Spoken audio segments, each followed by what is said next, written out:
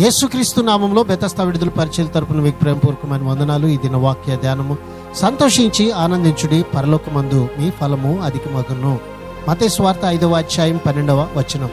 నీతి నిజాయితీల కోసం అనగా క్రీస్తు కోసం హింసకు గురి కావడం అనేది ఆయన ప్రజల మేలుకే అని తెలియడం మూలంగా హింసల్లో ఆనందించగలిగే స్థితి మనకు కలుగుతూ ఉంది. క్రీస్తులో ఆధ్యాత్మిక ఆనందం పొందడం నిజ క్రైస్తవుని లక్షణాల్లో ఒకటి. అది దేవునికి చెందిన వారికి ఆయన ఇచ్చే ఉచిత వరం. ఈ ఆనందం అంటే అంతా బాగున్నప్పుడు మనసుల్లో సహజంగా కలిగే సంతోషం కాదు, అది మానవాతీతమైన ఆనందం. మనం దీన్ని ఎన్నడూ అనుభవించలేదంటే మనం క్రీస్తులో నమ్మకం ఉంచలేదనుకోవడానికి ఇది బలమైన ఆధారం.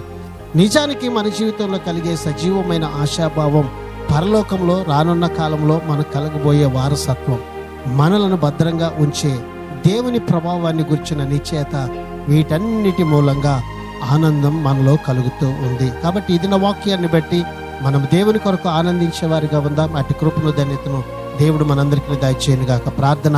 మమ్మలను మిక్కిలిగా ప్రేమించిన మా ప్రియ పరలోకపు తండ్రి యేసయ్యా, మరొక నూతన దినాన్ని మాకిచ్చినందుకు నీకు వందనాలు, స్తోత్రాలు చెల్లిస్తూ మేము ఎల్లప్పుడూ ప్రభువా నీలో ఆనందిస్తూ నీ నిత్య రాజ్యమునకు వారసులమగునట్లుగా మమ్మల్ని అందరినీ కూడా సిద్ధపరచమని యేసు పరిశుద్ధ నామంలో ప్రార్థించి అడిగి వేడుకుంటున్నాము తండ్రి. ఆమెన్.